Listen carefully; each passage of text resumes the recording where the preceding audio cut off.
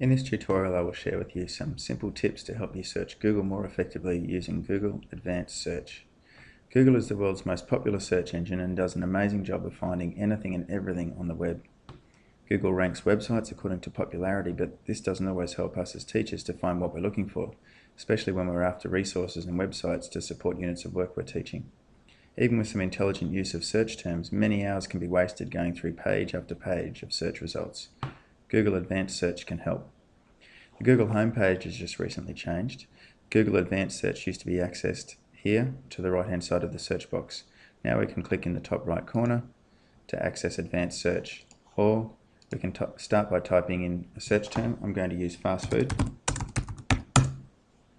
and then we can access Advanced Search from just underneath the search button here.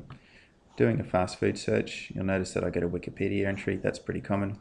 And because of the nature of my search, I'm also getting places to eat on the Gold Coast, franchises, pictures, and more information about fast food. I've got 203 million search results. If I'm looking for resources to support a unit of work I'm teaching, it's not a great place to start. So let's use Advanced Search. Okay, so Advanced Search straight away gives us a lot of different options where we can make selections, add extra search terms to drill down further into what we're looking for. You'll notice things change as I add to these boxes. This is the search box just up here. So if I add some extra search terms, and I'm going to use this exact wording or phrase, I'm going to type healthy eating. You'll notice that it adds that search with inverted commas, so that it's not just looking for healthy and eating, it's looking for healthy eating together as a phrase. I'm going to add another term, going to put in nutrition and health. And you'll see that this is giving me anything about nutrition or health. So let's go to Advanced Search and see what we've got. Okay, so straight away we've got 8 million search results, and you'll notice that we have lost those places to eat on the Gold Coast. Let's go back into Advanced Search. I'm going to delete these two and just stick with healthy eating and fast food. Something that I can do is that I can recognize that I don't want certain words, some certain things in my searches. You might have noticed that there was some hits on franchises. So if I write franchise in here and choose Advanced Search, you'll notice up here it puts a minus in front of it, and it'll take away any information about franchises that I might not want.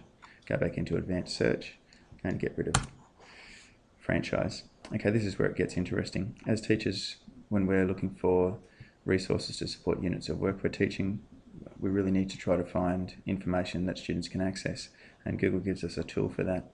So we can actually select websites and resources based on reading levels: basic, intermediate, and advanced. I like to choose this one, annotate, and I'll choose Advanced Search, and I'll show you why.